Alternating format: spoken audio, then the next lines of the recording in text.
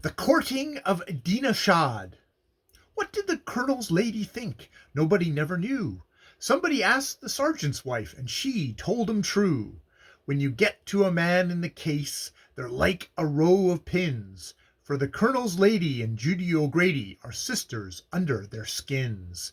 Barrack Room Ballad by Rudyard Kipling as well. All day I had followed at the heels of a pursuing army engaged on one of the finest battles that ever camp of exercise beheld.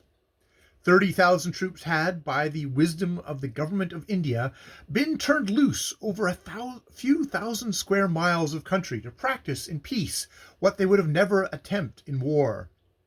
Consequently, cavalry charged unshaken infantry at the trot.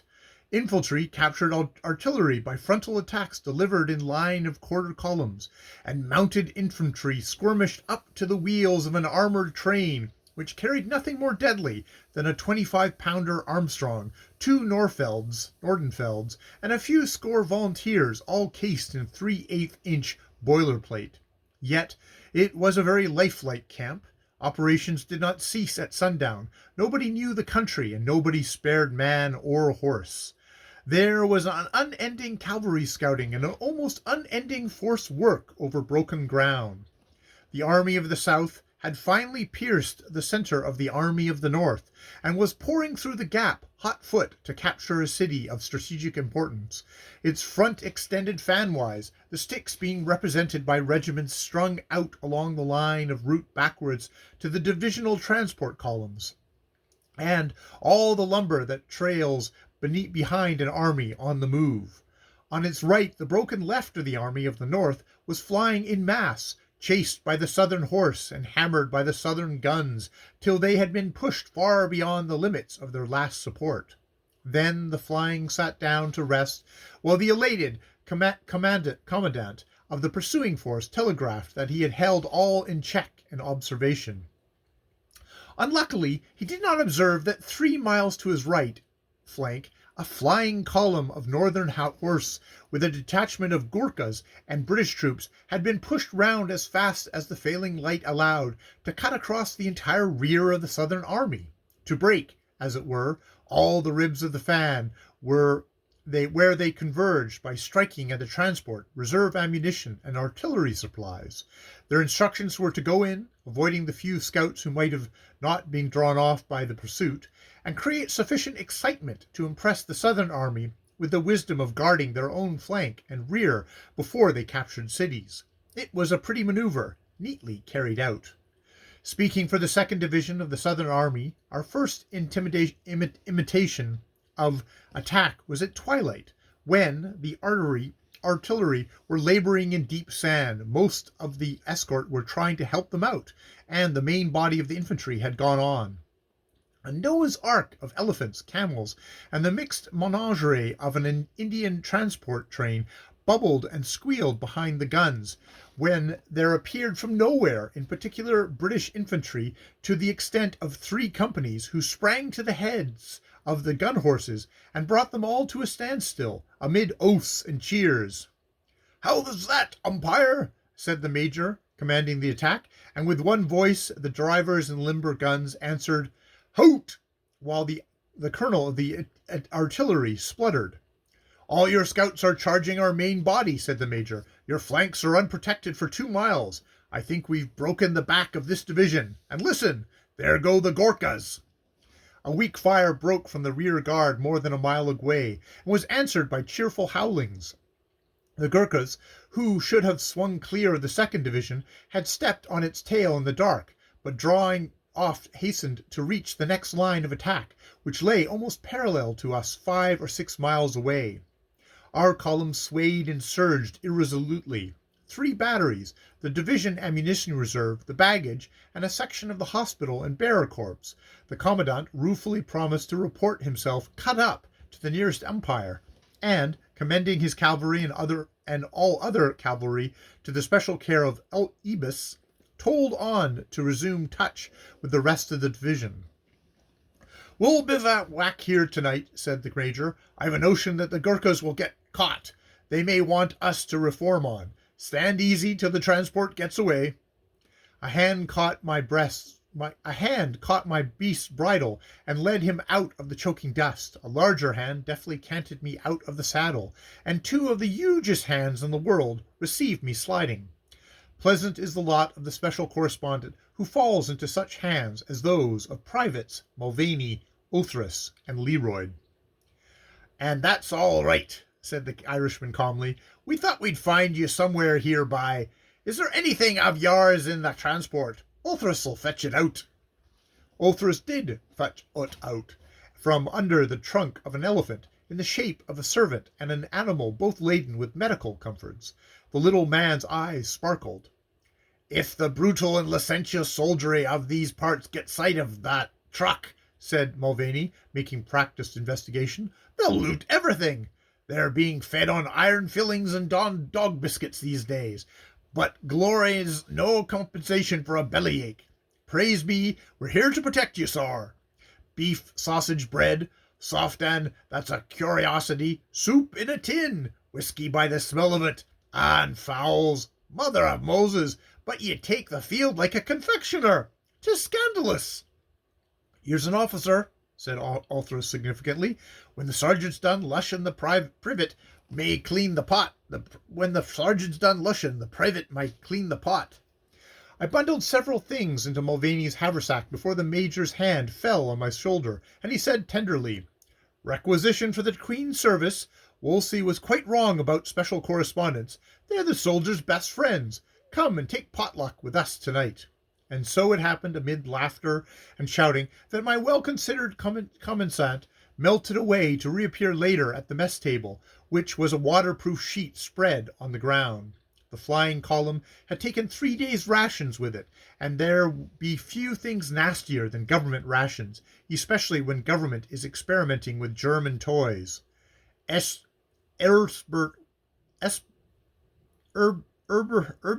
Herbswurst, tinned beef of surpassing tinniness, compressed vegetables, and meat biscuits may be nourishing, but what Thomas Atkin needs is bulk in his insides. The major, assisted by his brother officers, purchased goats for the camp, and so made the experiment of no effect.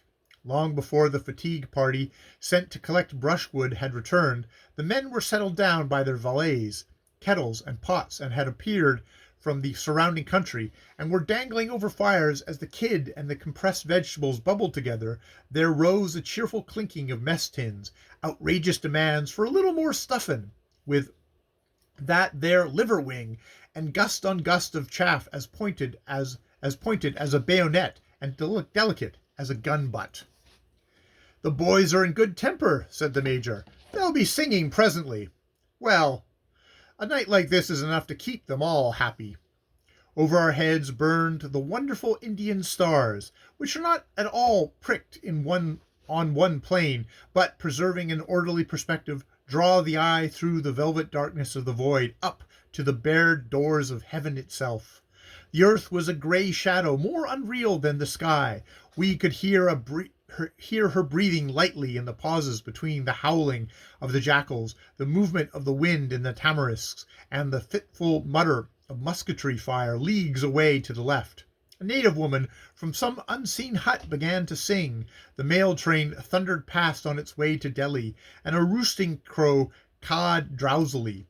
Then there was a belt-loosening silence about the fires, and the even breathing of the crowded earth took up the story. The men, full fed, turned to tobacco and song, their officers with them. The subaltern is happy who can win the approval of the music critics in his regiment, and is honored among the more intricate step dancers. By him, as by him who plays cricket cleverly, Thomas Atkins will stand in time of need, when he will let a better officer go on alone. The ruined tombs of forgotten Muslim saints heard the ballad of Agra Town, the Buffalo Battery, marching to Kabul, the long, long Indian day, the place where the Punkah Coolie died, and the crashing chorus which announces, "Youth's daring spirit, manhood's fire, firm hand and eagle eye, must he acquire who would aspire to see the grey boar die." Today, of all those jovial thieves who appropriated my commissart and lay and laughed round that waterproof sheet, not one remains. They went to camps that were not of exercise and battles without empires. Burma, the Sudan, and the frontier. Fever and fight took them in their time. I drifted across to the men's fires in search of Mulvaney, whom I found strategically greasing his feet by the blaze. There is nothing particularly lovely in the sight of a private thus engaged after a long day's march, but when you reflect on the exact proportions of the might, majesty, dominion, and power of the British Empire which stands on those feet, you take an interest in the proceedings. "There's a blister, bad luck to it, on the heel," said Mulvaney. "I can't touch it. Prick it out, little man."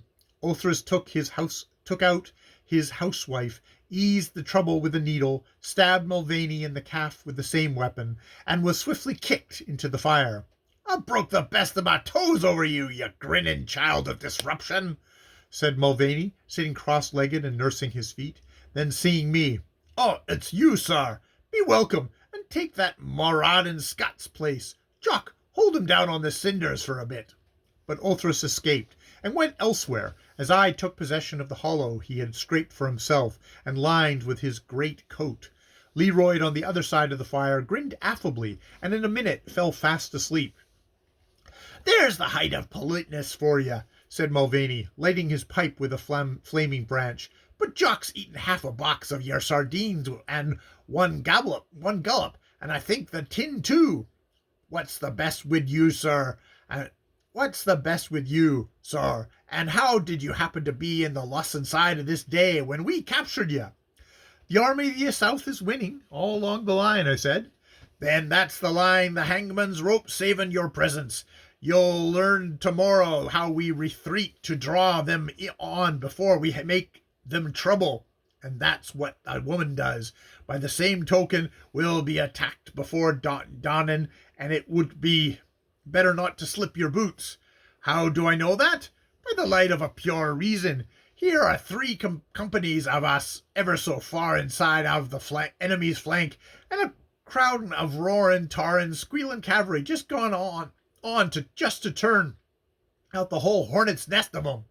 Of course the enemy will pursue by brigades like it as not, and then we'll have to run for it. Mark my words, I am of the opinion of Polonius when he said, 'Don't fight with Ivory Scott for the pure joy of fighting, but if you do, knock the nose of him first and frequent.' We ought to have gone and helped the Gurkhas." "But what do you know about Polonius?" I demanded. This was a new side of Mulvaney's character.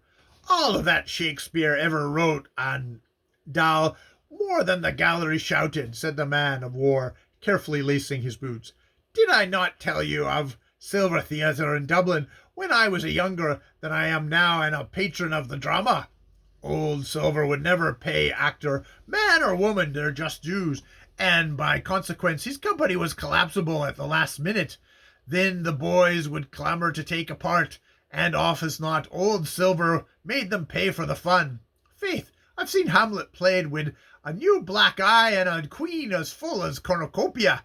I remember once Hogan, that listed in the Black Throne and was shot in South Africa, he seduced old Silver into giving him Hamlet's part instead of me that had a fine fancy for rhetoric in those days. Of course I went into the gallery and began to fill the pit with other people's hats, and I passed the time of day to Hogan, walking through Denmark like a hamstrung mule with a pal on his back. 'Hamlet,' says I, 'there's a hole in your heel. Pull up your stockings, Hamlet,' says I. 'Hamlet, for the love of decency, drop that skull and put all up your stockings.' The whole house began to tell him that. He stopped his soliloquisms mid-between. 'My stockings may be coming down or they may not,' says he, screwing his eye into the gallery, for well he knew who I was. 'But after this performance is over, and the ghost to trample the tripes out of you, Terence, with your wild asses, with your asses bray.' And that's how I came to know about Hamlet. Aya, those days. Did you ever have unending devilment and nothing to pay for it in your life, sir?" "Never without having to pay," I said. "That's true. 'Tis main with you consider her on it, but it's the same wid horse or foot. A headache if you drink, a bellyache if you eat too much, a heartache if you keep all down. Faith, the beast only get the colic, and he's the lucky man." He dropped his head and stared into the fire, fingering his mustache the while. From the far side of the bivouac, the voice of Corbett Nolan, senior subaltern of B Company, uplifted itself in an ancient and much appreciated song of sentiment, the men moaning melodiously behind him. "The northern wind blew clowly, she drooped from that hour, my own little Kathleen, my sweet little Kathleen, Kathleen, Kathleen, my little Kathleen, no more." With 45 O's in the last word, even at that distance, you might have cut the soft South Irish accent with a shovel. "For all we must pay, but the price is cruel high," murmured Mulvaney when the chorus had ceased. "What's the trouble?" I said gently, for I knew that he was a man of inextinguishable sorrow. "Here now," said he, "you know what I am now. I know what I meant to be at the beginning of my service. I told you time and again, and what I have not, Dinah Shdd has. And what am I? Oh, Mary Mother of Heaven, an old drunken, untrustable beast av a privet that has seen the regiment change out from colonel to drummer boy, not once or twice, but scores of times, aye, scores, and me not so get near getting promotion as in the first, and me living on the Captain Clear of Clink, not by my own good conduct, but by the kindness of some of the officer boys young enough to be son to me. Do I not know it? Can I not tell when I am passed over at parade, though I am rocking full of liquor and ready to fall in one pace, such as even a sucking child might? See, Bizac, oh, 'tis only old Mulvaney. And when I'm let off in orderly room through some trick of the tongue and a ready answer at the old man's mercy, is smiling I feel when I fall away and go back to Dinah Shdd, trying to carry it all off as a joke. Not I. 'Tis hell to me, dumb hell through it all. And next time when the fit comes, I will be bad again. Good cause the regiment has to know me for the best soldier or not. Best cause have I to know myself for the worst man. I'm only fit to tax the new drafts, what I never learnt myself. And I am sure as though I heard it, the minute one of these pink-eyed recruits gets away from mind ye now, and listen to this, Jim boy.